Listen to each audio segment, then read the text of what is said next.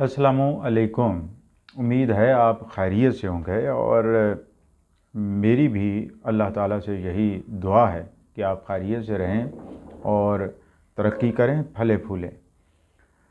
मुल्क इंतहाई सख्त सियासी आइनी बहरान का शिकार है, बल्कि गर्दाब में है। और ये सब लोग जानते हैं जो पाकिस्तान में बसते हैं कि गुज़श्ता 70-75 साल से जब से ये बना है एक बहरान बरपा है यहाँ पे, और उससे हम निकल नहीं पाए।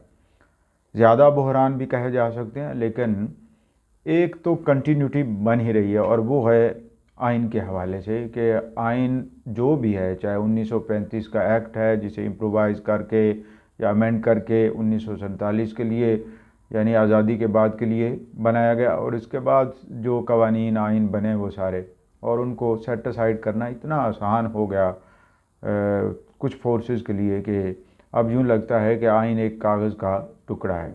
हम बहुत एहतराम करते हैं, लेकिन एक्चुअली कुछ लोगों के लिए ये ऐसा ही है, और कुछ सिस्टम्स के लिए अब भी कुछ ऐसा ही है। कानून है, अमल दरामद नहीं।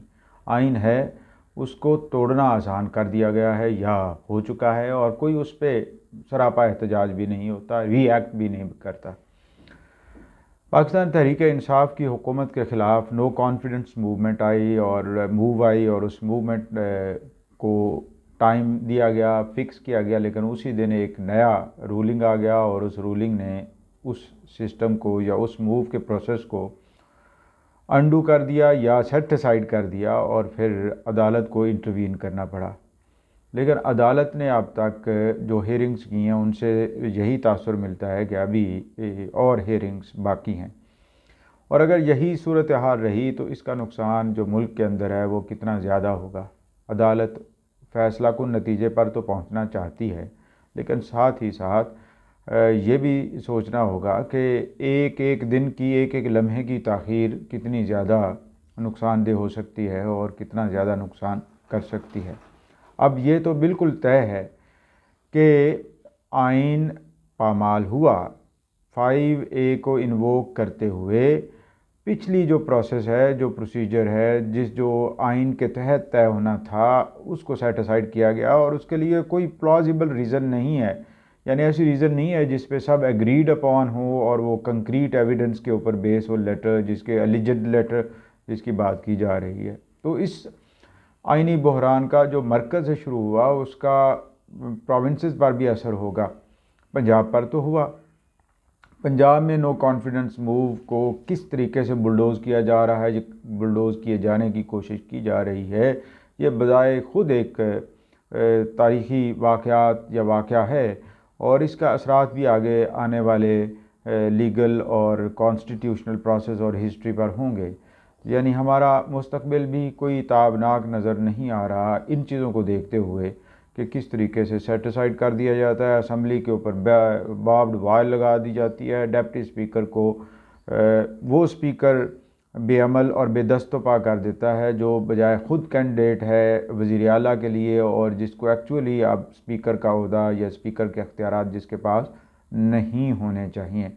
तो फिर स्पीकर के अख्तियारात जो डिप्टी स्पीकर को डेलीगेट हुए थे वो क्लिप किसने कर लिए, और क्या डिप्टी स्पीकर अनबास्ड नहीं होता? क्या उसको पार्टी लाइन ही टो करनी चाहिए इस तरह की वोटिंग के अमल में भी, या फिर कोई और कॉन्स्पिरेसी आ गई है जिसमें डिप्टी स्पीकर भी एक फरीक के तौर पर है? तो ये वो सब चीज़ें हैं जिन्होंने पाकिस्तान के डेमोक्रेटिक प्रोसेस पर सवालिया निशान लगा दिए हैं, और साथ ही साथ ये भी तासुर निकला है कि आगे बहुत ज़्यादा मुश्किलात होंगी पाकिस्तान के लिए, और ये वॉर ख़त्म नहीं होने वाली।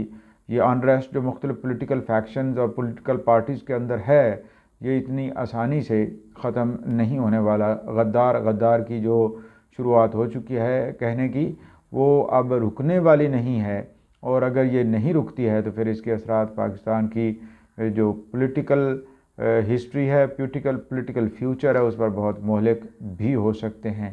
तो हम सब जो स्टेक होल्डर्स हैं उनको सोचना होगा कि प्रोसेस को चलने कैसे देना है, और उनमें से जो लूप होल्स हैं, जो बॉटलनेक्स हैं, उनको ख़त्म कैसे करना है, और पाकिस्तान के मुस्तकबिल को कैसे बेहतर बनाना है, सियासी तौर पर भी, मुआशी तौर पर भी, सकाफ़ती तौर पर भी। तो ये सब चीज़ें और सब क्वेश्चंस हैं जो पाकिस्तान की आवाम और वो लोग जो साहिब समझ हैं उनके लिए ज़रूरी हैं, और उम्मीद है वो सब के सब इन पॉइंट्स पर, इन चीज़ों पर सोच रहे होंगे कि ज़िम्मेदार कौन है उसको सामने लाया जाए, और अगर ज़िम्मेदार को सामने ना लाया गया तो फिर ये एक नुकसान ही नुकसान होगा। वस्सलाम।